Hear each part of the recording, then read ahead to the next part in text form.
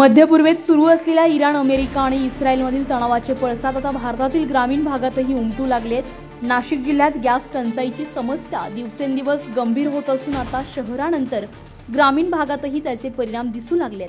त्र्यंबकेश्वर तालुक्यातील gas agency बाहेर सकाळपासूनच ग्रामीण भागातील नागरिकांनी सिलेंडरसाठी रांगा लावल्याचं चित्र पाहायला मिळतंय.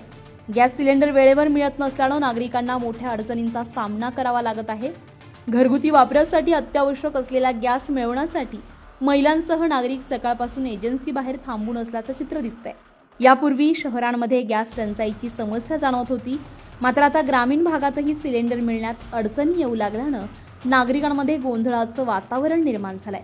अनेक नागरिकांना सिलेंडर मिळेल की नाही याचीही खात्री नसल्यानं दिवसभर प्रतीक्षा करावी लागते. माझं नाव दलिता सोमनाथ कोकिंदे, मी राहणार पिंपळ त्र्यंबकेश्वर. आज आम्ही इथं सर्वजण गॅस एजन्सीला जमलो आहे. आमच्या गावामध्ये भरपूर लोकांना आज गॅस टाक्या मिळत नाही आणि मी सुद्धा आज इथे गॅस टाकीसाठी झालेली आहे. आम्ही 4 ते 5 दिवसापासून टाकीचे नंबर लावलेले आहे, पण आम्हाला कोणत्याही प्रकारे इथे लवकरात लवकर टाकी उपलब्ध होऊन भेटत नाही आहे. त्यासाठी माझी सरकारला विनंती आहे की इराण आणि अमेरिकेचे जे युद्ध चालले आहे त्या युद्धातून भारतावरती काही परिणाम न होता भारतातील लोकांना जीवनावश्यक वस्तू ह्या व्यवस्थित मिळाव्या हीच माझी सरकारला नम्र विनंती आहे. आम्ही पिंपळद येथील गावातून 3 किलोमीटर पायी कोणत्याही प्रकारची सोय नसताना टाके घेऊन आलेलो आहे. याची सरकारने दखल घ्यावी व इतर नागरिकांना सुद्धा या गोष्टींसाठी टाक्या वगैरे उपलब्ध करून द्यावा असेच माझे म्हणणे आहे. माझं नाव अमोल गेले त्र्यंबकेश्वर.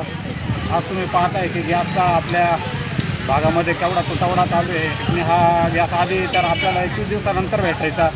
आता त्यांनी त्याची मुदत वाढवून डायरेक्ट 30 दिवस केले आहे.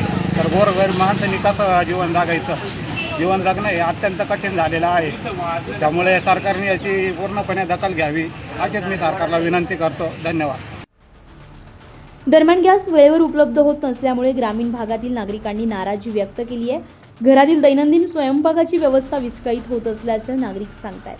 आंतरराष्ट्रीय स्तरावर सुरू असलेल्या युद्धजन्य परिस्थितीचा परिणाम आता थेट सामान्य नागरिकांच्या जीवनावर होत असल्याचं या घटनेतून स्पष्ट होतं.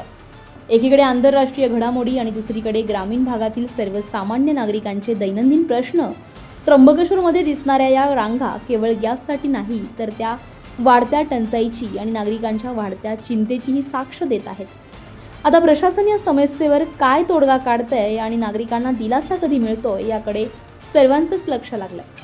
लोकमत.com साठी किरण नाईक, नाशिक.